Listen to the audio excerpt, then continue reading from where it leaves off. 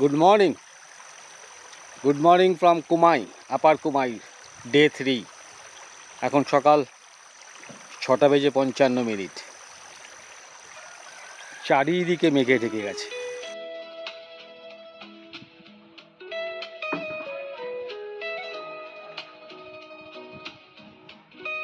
কীরকম লাগছে বলুন তো? দেখে মনে হচ্ছে না যাই একবার ঘুরে আসি? চলে আসুন, আগস্ট সেপ্টেম্বরে চলে আসুন, বর্ষায় দারুণ লাগবে।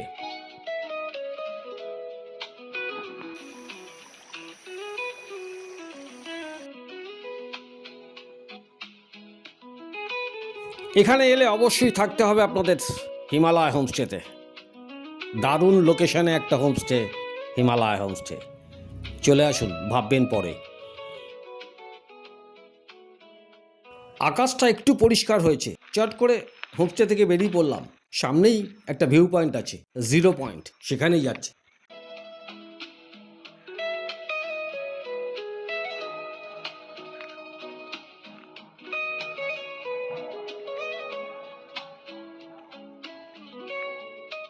চারিদিকে জঙ্গল।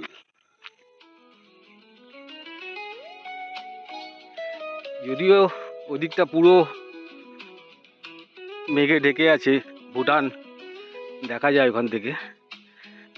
ভুটানের সাইড ওটা পুরোটা, কিন্তু মেঘে ঢেকে আছে।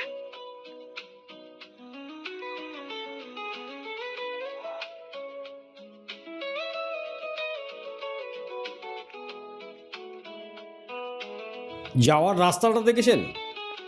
অ্যাডভেঞ্চার একেই বলে।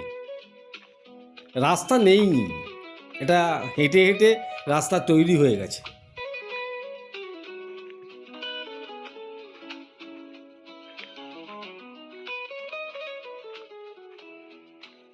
আমি একা একা যাচ্ছি, একটু ভয় ভয় লাগছেই, তবু এগিয়ে যাচ্ছি। দেখা যাক, যা আছে কপালে তাই হবে।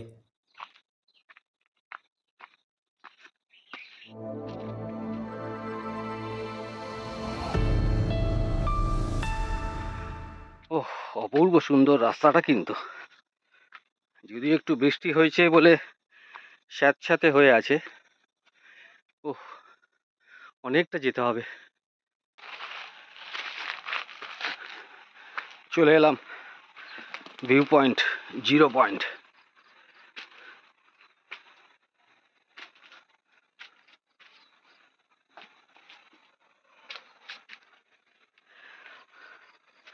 ভিউ কি দেখবো আর, পুরো মেঘ,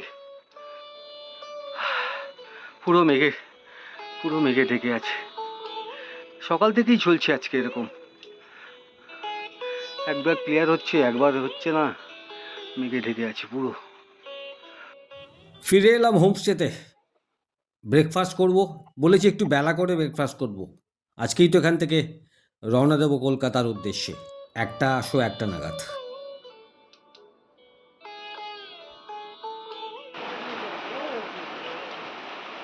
ভাগ্যিস ঘুরে এলাম ভিউ পয়েন্টটা, নেমে গেল বৃষ্টি। মানে এখানে যে কখন মেঘ, কখন বৃষ্টি, কখন রোদ, কিছুই বোঝা যাচ্ছে না। কি অপূর্ব সুন্দর একটা জায়গা।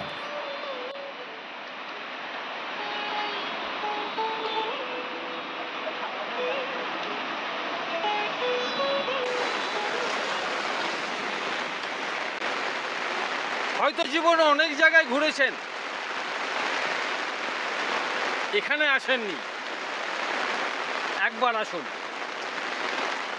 কালিম্পং ডিস্ট্রিক্টে আপার কুমাই হিমালয় হোমস্টে, অপূর্ব সুন্দর জায়গা। I love কুমাই।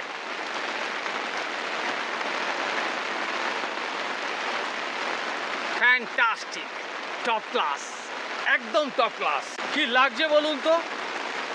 কখন মেঘ, কখন বৃষ্টি, কখন রোদ, কেউ জানে না এই আপার কুমাই। ওই দূরে আমার হোমস্টে। বেরিয়ে পড়েছি বৃষ্টিতে, ছাতা মাথায় নিয়ে।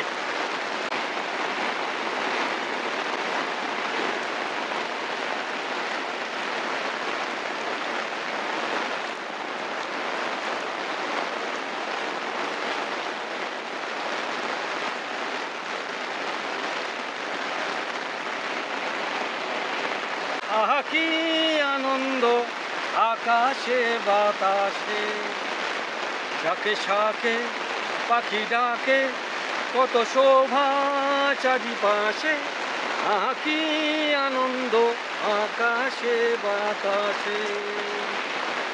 আহ, লাভলি লাভলি, ও লাভলি।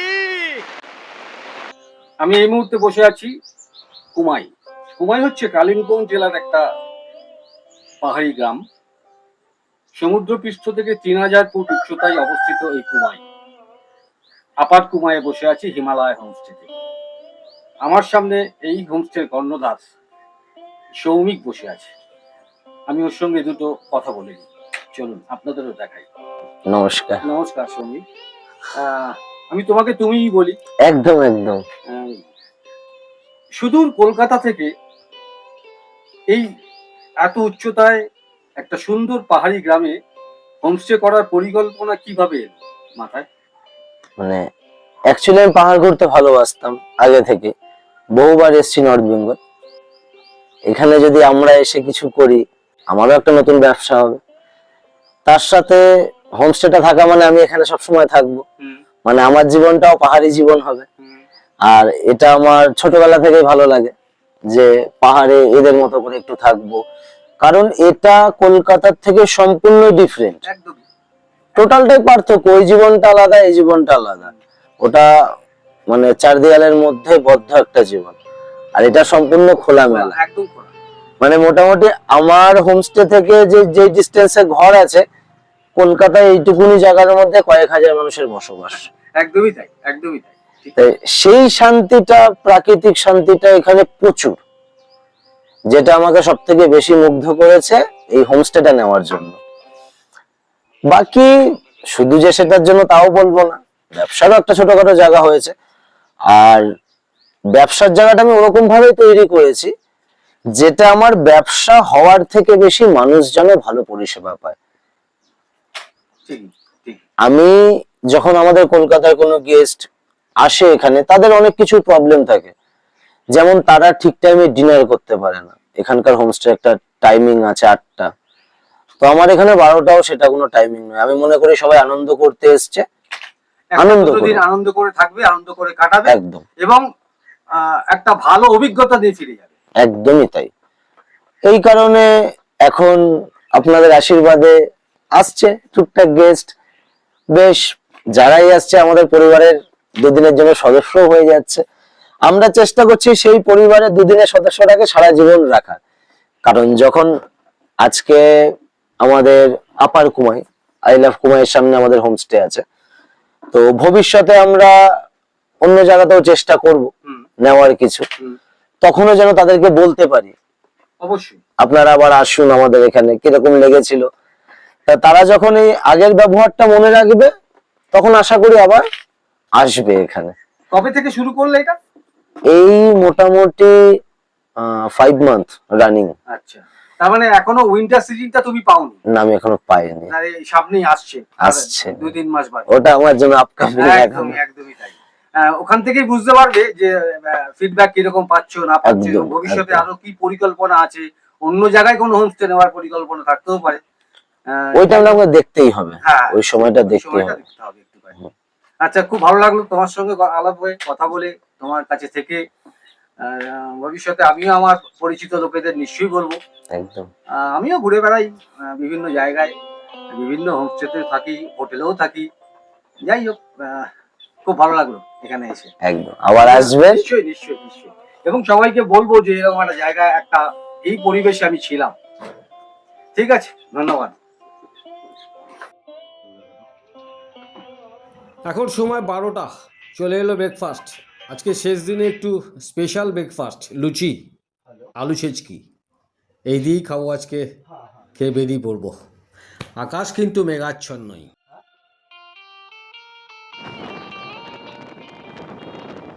জমিয়ে লুচি আর আলু ছেচকি খেলাম, খেয়ে বেরিয়ে পড়লাম 1:15। এটাই লাস্ট কার কিন্তু ওই আপার কুমাই থেকে আসার জন্য, এটা মাথায় রাখবেন। যে গাড়িতে আমি এসছিলাম আপার কুমায়ে, সেই গাড়িটাই পেয়েছি।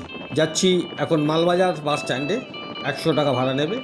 এইটা শিলিগুড়ির গাড়ি, শিলিগুড়ি থেকে আপার কুমাই।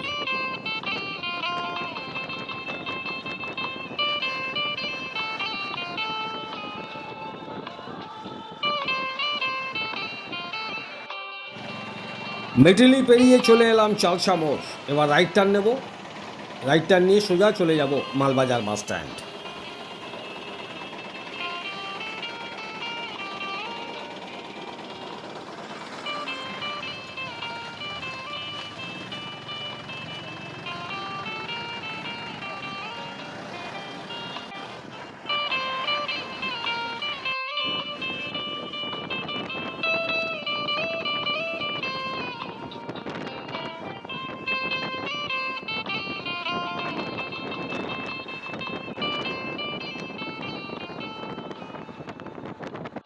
ছটা বেজে 5 মিনিট নিউ মাল জংশন থেকে ছেড়ে দিল কাঞ্চনকন্যা এক্সপ্রেস। চলে এলাম ওদলাবাড়ি। এখন ঘড়িতে 6:28। পড়ন্ত বিকেলে অপূর্ব সুন্দর লাগছে এই যাত্রাপথ।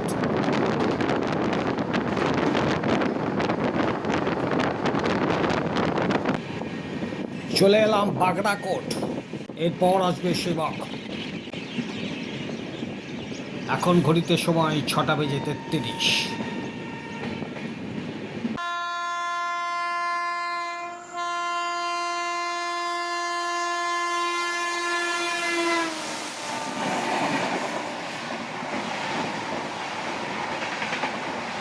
গভীর অরণ্য, হাতিদের স্বর্গরাজ্য, সেবক।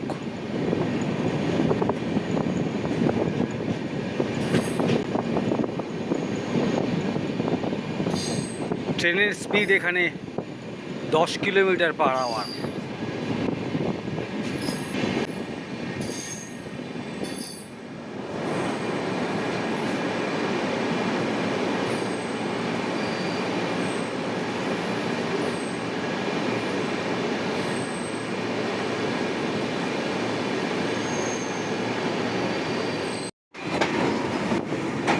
ওয়াও, তিস্তা ব্রিজ, আহা তিস্তা নদী, ফ্যান্টাস্টিক, টপ ক্লাস, একদম টপ ক্লাস।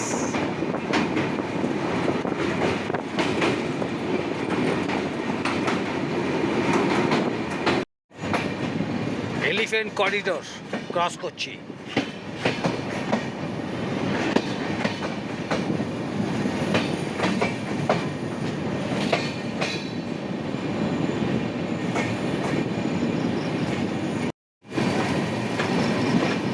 নিউ মাল জংশন থেকে চলে এলাম শিলিগুড়ি জাংশন।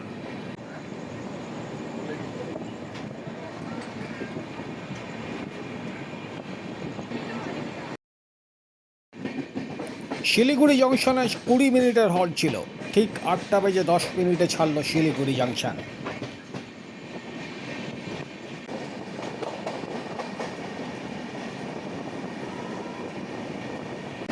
চলে এলাম ঈশানগঞ্জ, প্ল্যাটফর্ম নাম্বার 2। শিলিগুড়িতে যেহেতু 20 মিনিটের হল্ট, স্টেশনের বাইরে বেরিয়ে দরকার রুটে নিয়ে এলাম। এবার ডিনার করে শুয়ে পড়ব। ছেড়ে দিয়েছে কিষানগঞ্জ স্টেশন। অফবিট কালিম্পংয়ের ভিডিও শেষ করলাম। একটু লাইক, শেয়ার, সাবস্ক্রাইব করে আমার পাশে থাকবেন। পরবর্তী অন্য কোনো ভিডিও নিয়ে আবার আসবো আপনাদের সামনে। Tata, good night.